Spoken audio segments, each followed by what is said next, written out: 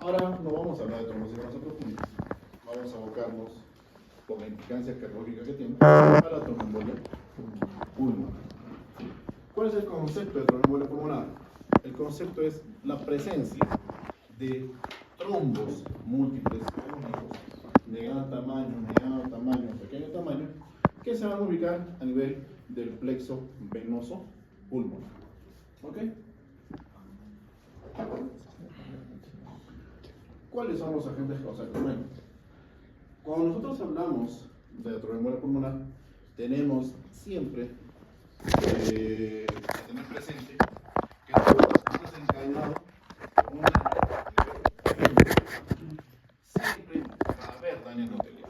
Patología vascular que nosotros veamos, en algún momento de la fisiopatología va a haber daño endotelial. ¿Qué es lo que ocurre a nivel de tromboembolia pulmonar? Aparte de este daño endotelial que se ha instalado, vamos a encontrar un enlentecimiento en el flujo venoso a nivel derecho vascular pulmonar. Esto se denomina estasis.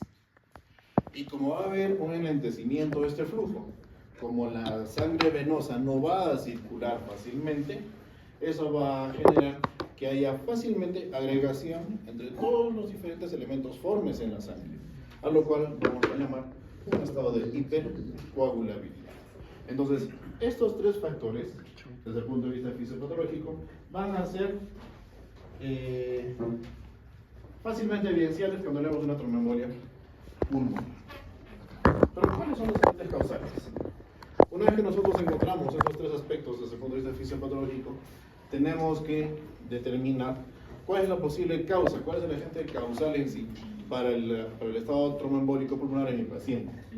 Puede encontrar eventos de inamovilidad o trastornos de dismovilidad en el paciente, situaciones que condicionan estasis venosa y factores que favorezcan o que faciliten un estado procoagulant. Hablemos de lo que es inmovilidad. Nosotros más adelante, cuando tengamos ya más experiencia viendo cuadros de cirugía, cuadros de traumatología, vamos a darnos cuenta que los pacientes posoperados son aquellos que sufren mucho más frecuentemente este tipo de cuadros. ¿Por qué? Porque el estado de inamovilidad luego, en su postoperatorio, hace que fácilmente se formen trombos.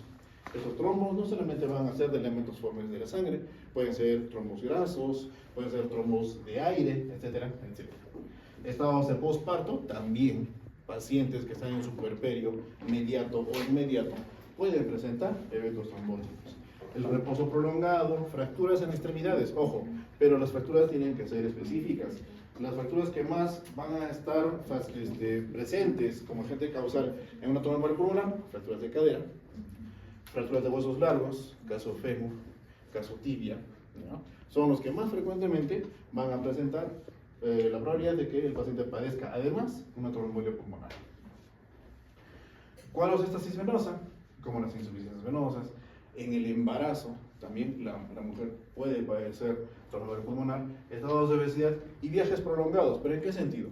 No es que el hecho de viajar 25 o 30 horas sea el factor condicional, sino la posición en la que se viaja. Cuando la persona viaja sentada por lapsos largos o periodos de tiempo prolongados, puede darse esta situación de la tromboembolia pulmonar. ¿Ok?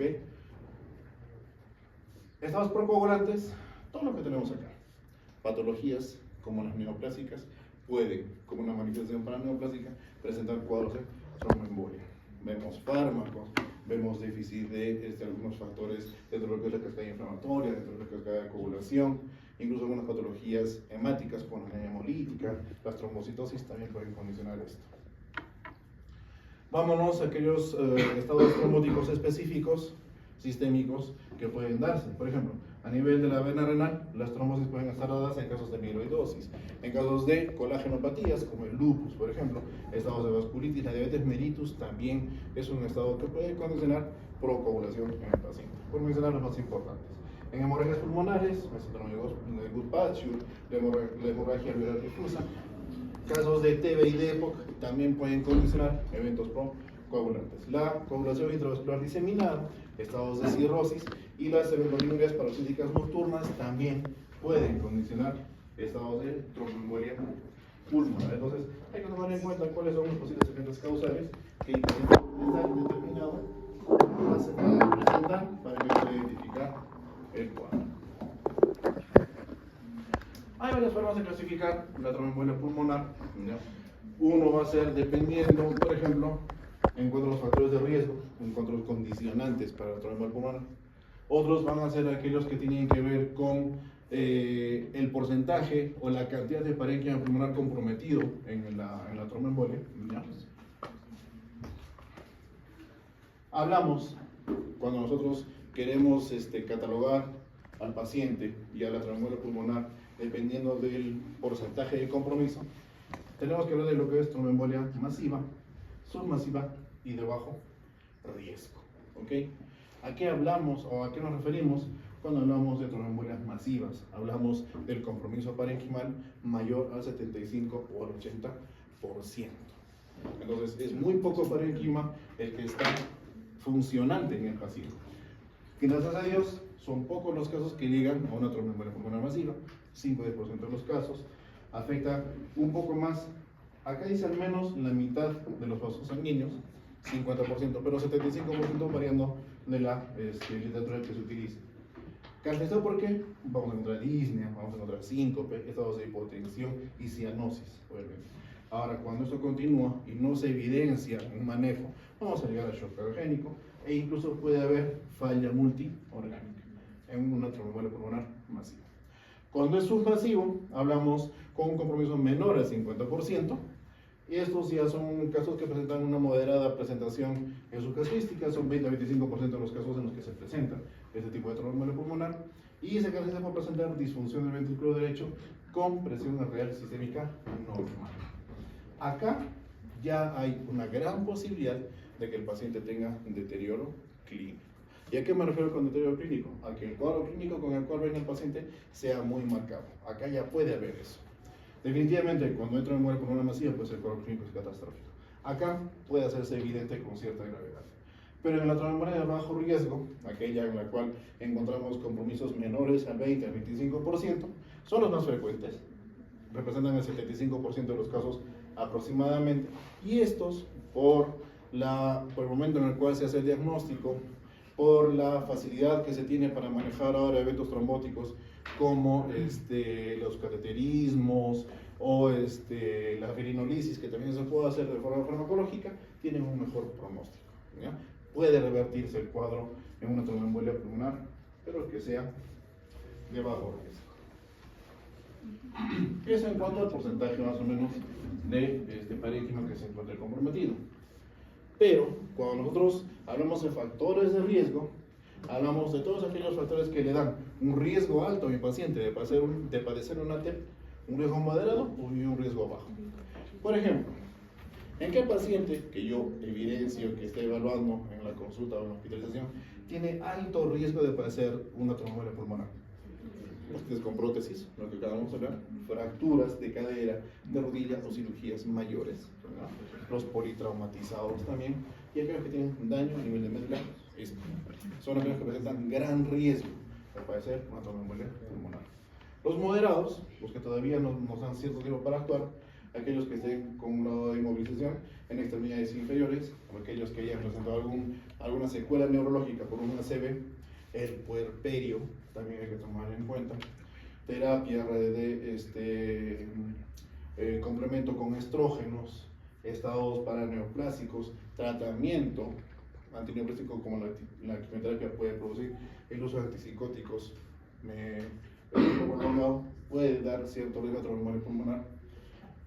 Procedimientos invasivos, la artroscopía de rodilla es un factor que también es condicionante moderado para padecer tromboembolia pulmonar, y evaluación por catéteres o dispositivos venosos centrales también pueden provocar. Todo aquel procedimiento que sea invasivo, venoso o arterial me da en el paciente una probabilidad moderada de padecer una tromboembolia pulmonar. Y aquellos que tienen muy bajo riesgo, pacientes de edad avanzada, las cirugías laparoscópicas muy poco probable que produzcan TEP.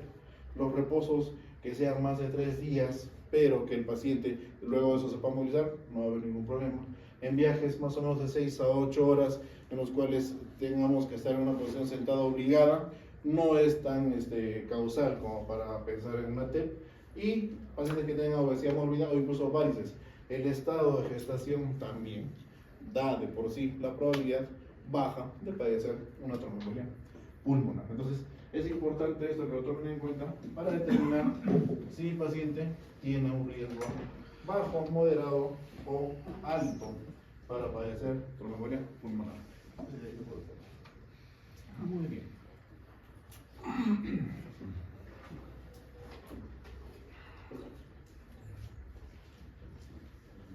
Cuando yo hablo de criterios clínicos, me refiero a todos aquellos indicadores clínicos que deben encontrar en el paciente para pensar en la posibilidad de estar frente a una tromboembolia pulmonar.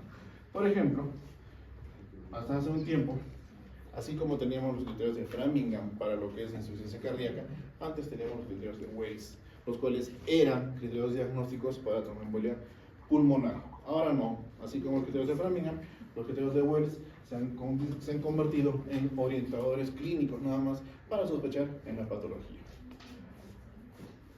Los criterios son estos que ustedes están tomando lo que están viendo en la pantalla. Puede haber clínicas de trombosis venosa profunda, pueden haber otras enfermedades que pueden estar simulando la tromboembolia pulmonar, hallazgos de taquicardia, frecuencias cardíacas por encima de 100 latidos por minuto, cuadros de inmovilización o antecedentes de inmovilización, cirugías previas, antecedentes de haber padecido algún tipo de enfermedad trombótica venosa, presencia de hemoptisis o incluso la presencia de alguna neoplasia como comorbilidad. Cada una de esas me da un puntaje y dependiendo de eso yo determino si es que hay una alta probabilidad, moderada o baja para padecer una tromboembolia pulmonar. De estos hay un diagnóstico o un dato laboratorial que antes era el gol estándar para el diagnóstico de tromboembolia pulmonar, que era la determinación del dímero D. ¿Qué es el dímero D? El dímero D no es otra cosa que un resultado de laboratorio que determina la facilidad con la cual en ese paciente se están desprendiendo o se está lisando un trombo. Entonces, determina también, al darme ese valor, la mayor probabilidad o menor probabilidad, o un mayor porcentaje o no porcentaje de presencia de trombos circulantes a nivel circulatorio. Pero el dímero D es un resultado no concluyente, ¿ya? No concluyente. Se utiliza otra forma de hacer diagnóstico que vamos a ver más adelante, que sí es el gol estándar. Pero sí, obviamente, si yo tengo un cuadro clínico que cuadra con lo de la enfermedad y eso le llamo dímero D, que sea positivo, que tenga valores que sean relacionados a la enfermedad, ya debo sospechar más o menos que podría estar relacionado a esto. Eso con respecto a los criterios de Wells.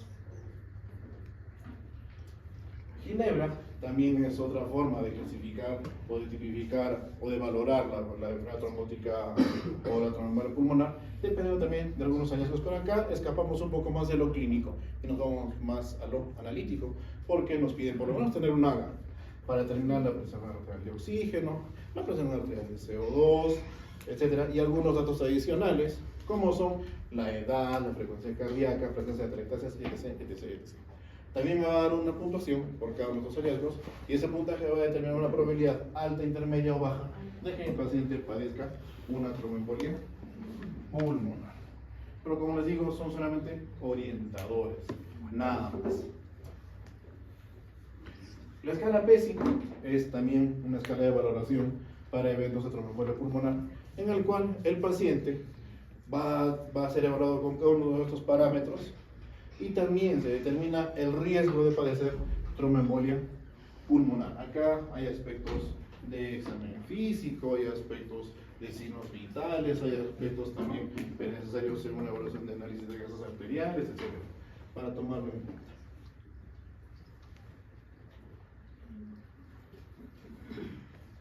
¿Y qué es lo que yo voy a buscar en mi paciente en el cual yo sospeche de tromboembolia pulmonar?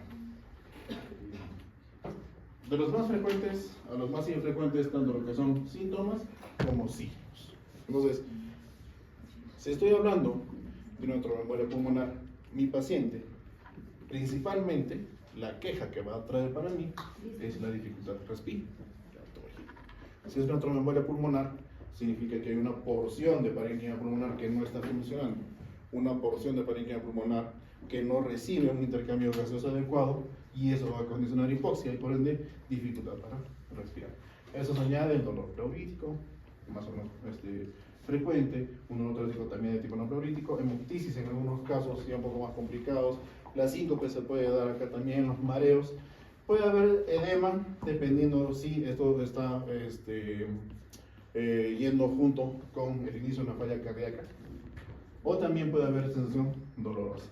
En cuanto a los síntomas, pero cuando yo ya evalúo al paciente, puede encontrar obviamente un aumento en la frecuencia respiratoria, aumento en la frecuencia cardíaca, dependiendo del grado de dificultad respiratoria, las diaforesis también se pueden manifestar, fiebre no es muy frecuente que digamos, va a haber irritación yugular, cianosis, crépitos, sibilancias, como hallazgos respiratorios a esta congestión. Una vez que la tromboembolia pulmonar se instala, y al haber un enlentecimiento del flujo venoso, va a haber una salida, va a haber una extravasación hacia el parénquima pulmonar, y eso va a condicionar la presencia de estos crépitos, ¿ya? Y también va a haber un proceso inflamatorio en la vía respiratoria, lo cual va a condicionar disminución en la luz de la vía respiratoria y por ende la presencia de sibilancias y roncantes. Obviamente, si yo estoy viendo que el flujo aéreo va a estar disminuido por este proceso inflamatorio, debo sospechar que va a haber una disminución también del murmullo vesicular, o va a estar disminuyendo su intensidad cuando yo consulte al paciente. Entonces, es importante que ustedes tomen en cuenta eso, porque estos hallazgos están relacionados directamente a la frecuencia con la cual se va a presentar, ya sean los signos o sean los síntomas de una tromboembolia pulmonar.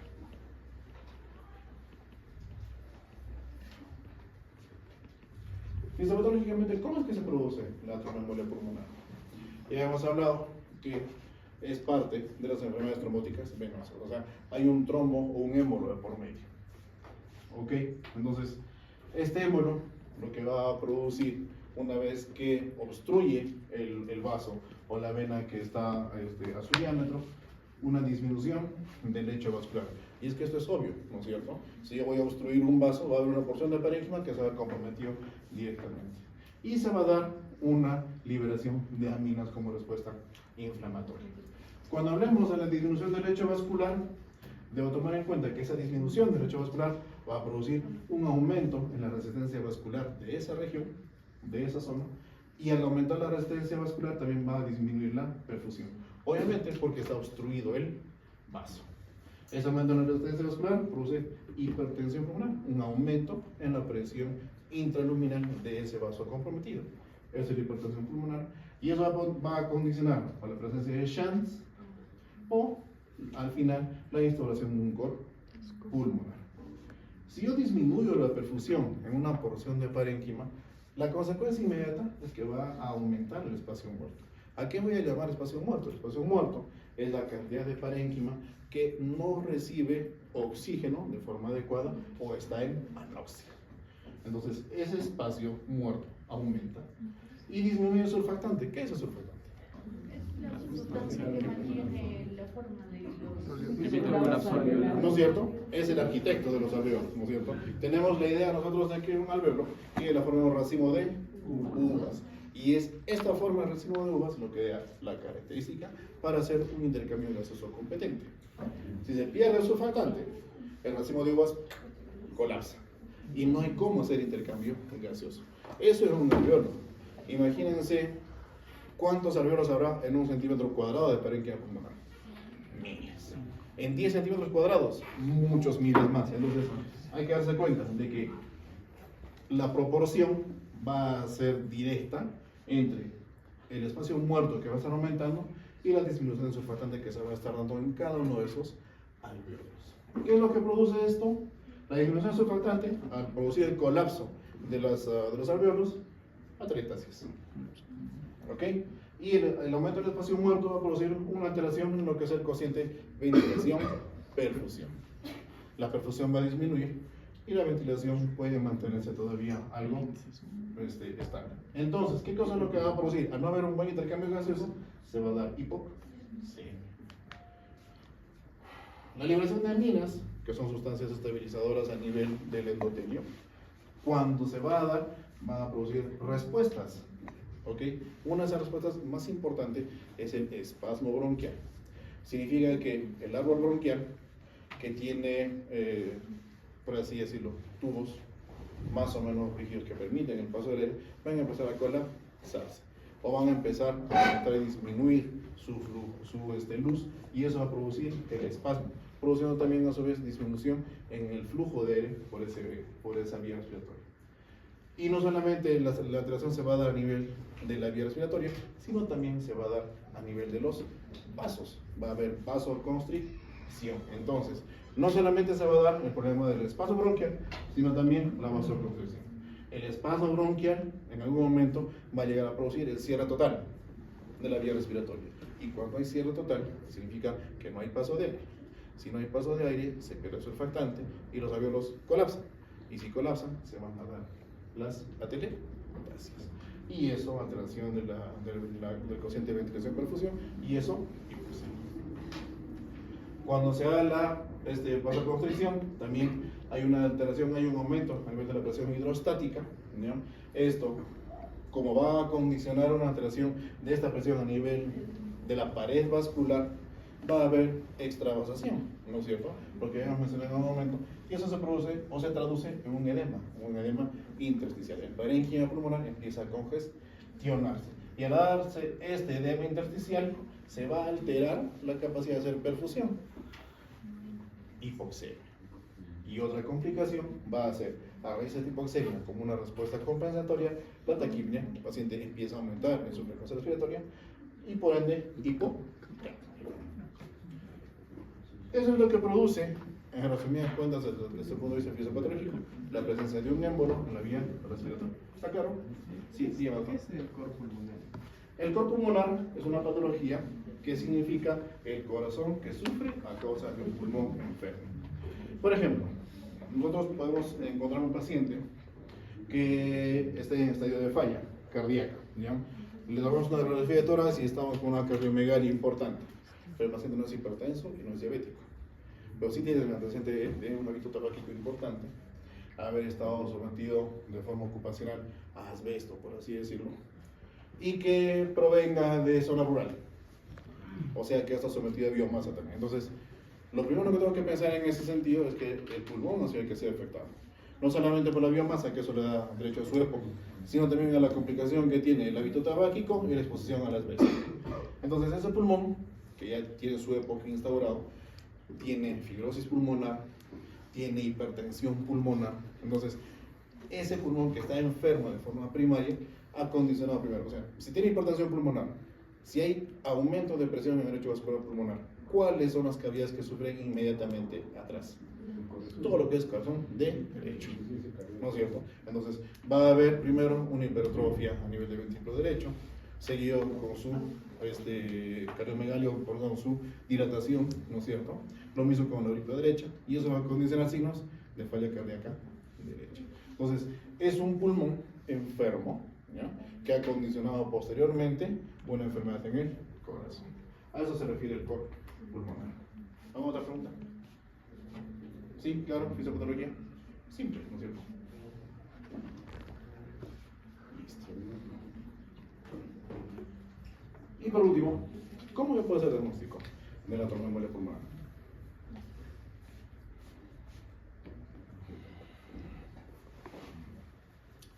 Cuando yo estudio una tromboembolia pulmonar, debo determinar primero, si es que tengo la posibilidad en mi hospital, cuál es el porcentaje de parénquima pulmonar del cual yo dispongo para intentar estabilizar al paciente.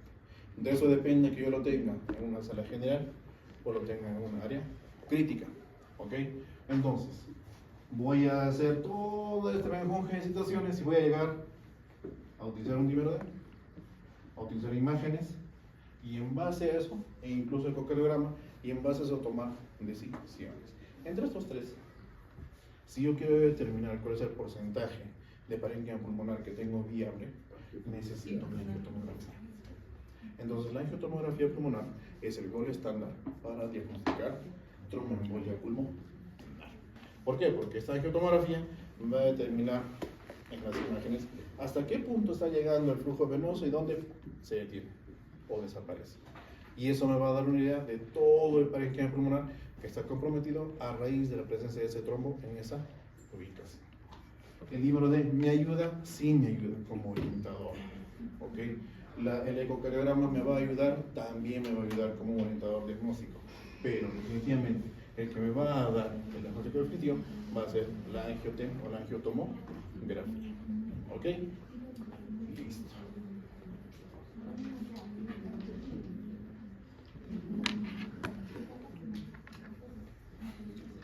Diagnóstico diferencial, siempre es importante que lo sepan. ¿Ya? Van a haber patologías que van a tener una presentación clínica similar, un curso de la historia de la enfermedad similar, que puede parecer una tromboembolia pulmonar sin serlo. Por ejemplo, los infartos de miocardio pueden darse, pueden en algún momento de su evolución parecer tromboembolia pulmonar, cuadros neumónicos, cuadros de falla cardíaca congestiva izquierda, las miocardiopatías también, asma, pericarditis, incluso las neoplasias torácicas también pueden simular el cuadro, ¿ya? Los neumotórax, las corsocondritis también, ¿ya? Y esto creo que lo hemos visto en varias patologías y no hay que dejar de tomar en cuenta cuadros de ansiedad. También pueden simular un evento de tromboembolia pulmonar. ¿Ok? Siempre tomen en cuenta esto, por favor. ¿Listo? Listo. ¿Alguna pregunta sobre el tema? Algo que no me sea acá claro. Está clarísimo. Está simple, ¿no es cierto? Ojalá que sea simple. Ok, eso sería todo, chicos.